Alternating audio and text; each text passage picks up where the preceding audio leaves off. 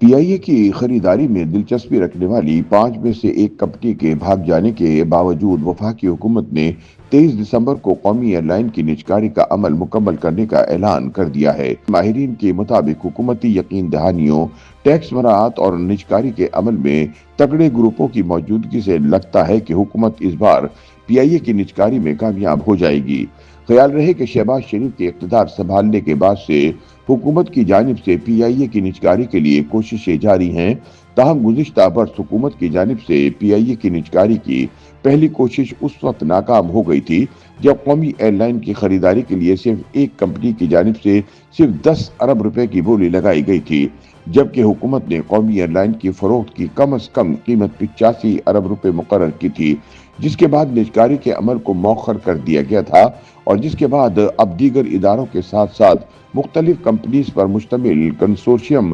پی آئی اے کی خریداری کے لیے میدان میں ہے۔ اس سلسلے میں نجکاری کمیشن کو 5 پارٹیوں کی جانب سے دستاویز موصول ہوئی تھی، جن میں سے ایک کمپنی پیچھے ہٹ گئی، جبکہ 4 ادارے تاحال پی آئی اے کی خریداری کے عمل میں شامل ہیں۔ واضح رہے کہ حکومت کی جانب سے پی آئی اے کی نجکاری کی دوسری کوشش کے سلسلے میں 8 کمپنیوں نے قومی ایئر لائن کی خریداری میں دلچسپی ظاہر کی تھی، تاہم نجکاری کمیشن کو ڈیڈ لائن ختم ہونے تک 5 کمپنیوں کی جانب سے ہی اسٹیٹمنٹ آف کوالیفیکیشن موصول ہوئے تھے، جن میں سے 4 اب تک اس نجکاری کے عمل میں شامل ہیں۔ ان کمپنیوں میں Lucky Cement, Hub Power, Kohat cement اور میٹرو وینچرز پر مشتمل کنسورشیم شامل ہے۔ اس سے قبل Arif Habib, Fatima fertilizer, City School اور لیک سٹی ہولڈنگز پر مشتمل گروپ نے بھی قومی ایئر لائن خریدنے میں دلچسپی ظاہر کی تھی، جبکہ ایئر بلو اور فوجی فرٹیلائزر کمپنی نے بھی باضابطہ طور پر اپنی اسٹیٹمنٹ آف کوالیفیکیشن جمع کروائی تھی۔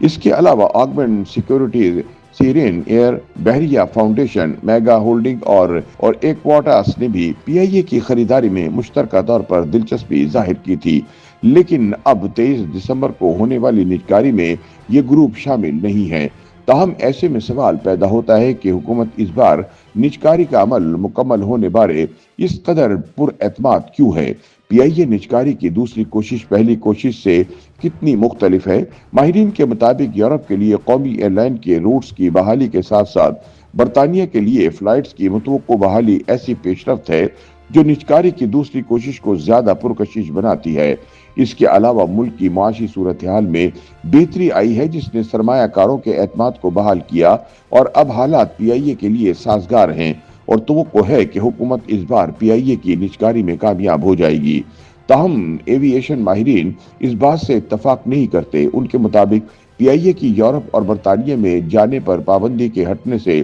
قومی ایئر لائن کی حیثیت اور مقام پر کوئی فرق نہیں پڑا، کیونکہ ان روٹس پر پی آئی اے کا مقابلہ مشرق وسطی کی ایئر لائن سے ہے جو زیادہ بہتر سروس فراہم کرتی ہیں۔ یہ صرف ایک تاثر ہے، ورنہ یہ پہلو پی آئی اے کی نجکاری کو زیادہ پرکشش نہیں بناتا۔ تاہم پی آئی اے کو پرکشش بنانے کے لیے حکومت قومی ایئر لائن کے ٹیکس معاملات کو حل کر کے اسے قانونی کور دے رہی ہے، جو گزشتہ سال نہیں کیا گیا تھا۔ اسی طرح گزشتہ برس کے مقابلے میں اب حکومت نئے ایئر کرافٹس کی لیزنگ اور خریداری کے لیے سیل ٹیکس پر چھوٹ بھی دے رہی ہے، جبکہ موجودہ مرحلے میں حکومت پی آئی اے کی پوری آنرشپ دینے جا رہی ہے۔ حکومتی کاوشوں کے بعد لگتا ہے کہ اس بار پی آئی اے کی نجکاری کا عمل مکمل ہو جائے گا۔